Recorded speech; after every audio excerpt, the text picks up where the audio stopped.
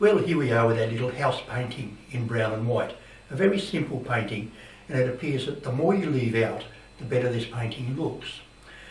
There's certain mistakes that people make, and I'd like to tell you who are teaching people to paint and people who are serious about learning to paint these mistakes. A person will start painting this picture and they stop the sky up too high. And this will leave their house up near the middle of the painting, and then they have all the bottom to fill in. So they put the fence down low. Now that means that you're looking over the fence. That's not good. You're looking straight at the house, but you're looking over the fence. And to look over the fence like that, you need to be well up off the ground, as if you were up a tree looking at the scene. Also, when you do this, the tree ends up so you're looking through the foliage at the mountain. So start by bringing the sky well down. Bring your mountains across, do not drop them off at the edge. Place your house on the horizon line and bring your fence well up towards the house, if not up in front of the house, so that you're looking at the fence. You're not looking over the fence. And let's see the mountain past the trunk of the tree, not through the branches. Open the road up wide. That will give an open arms feeling to the painting. And any foliage, try and keep your foliage big at your feet and small as it moves away from you. Have a good look at this and notice that it's a painting of contrast, the contrast between the brown and the white. In the foreground there's a lot of brown, and it's necessary to clean your brush each time before picking up this brown paint. So let's start with the sky. Brush in your white undercoat over the area where we have sky. I'm working with my medium-sized flat hog bristle brush.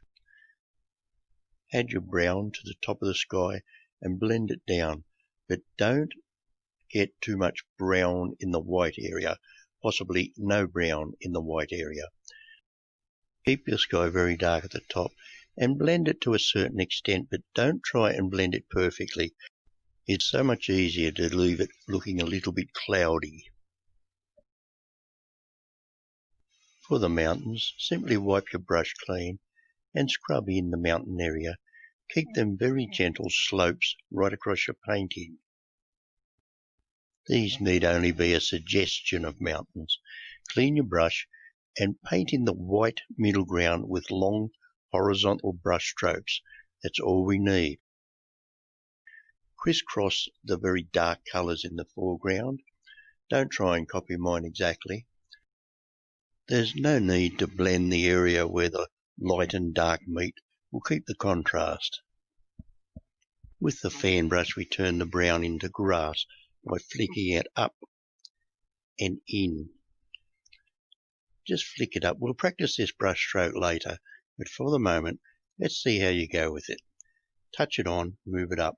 We need more dark in the corner there, so I'll put plenty of dark in the corner and big brush strokes facing into the painting.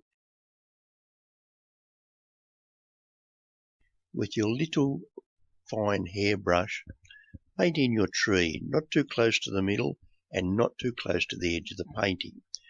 Make it curvy up through the mountains into the sky. Your tree needn't look exactly like mine. It can be different shape, but do have the curvy branches and have it leaning into the picture slightly. Then with your round hog bristle brush or a similar brush, paint your first dab. Your tree is a round shape.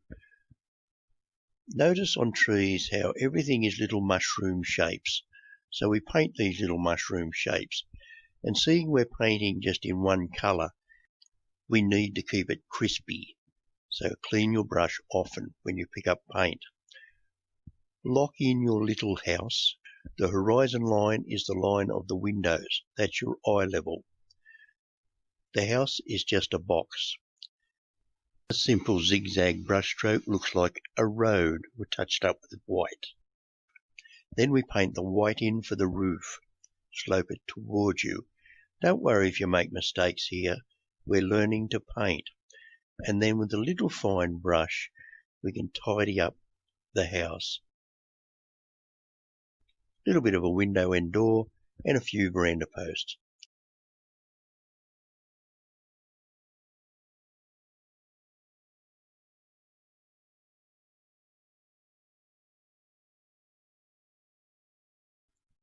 You can load your little brush with light and dark and paint in these fence posts. Keep them darker and bigger and further apart as they come towards you.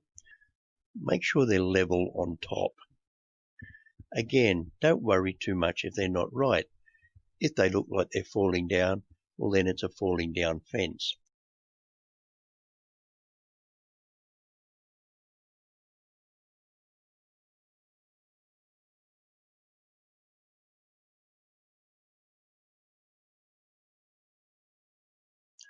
I'm painting some rails in, but they look like wire. But that's okay. It's either wire or rails, we don't know. With this little brush, if you steady your hand and paint a few M's or V, you get a couple of birds in the sky. Now with the round brush or similar brush, load a little bit of white on the edge and turn the white to the top and dab on a few little flowers in the foreground. You can sign your name by scratching it in with the end of a little brush, and there we have a little brown hut. Now have a look closely at that corner. You see things aren't finished. Don't go back and try and finish your fence perfectly or your rails perfectly. Leave your painting rustic.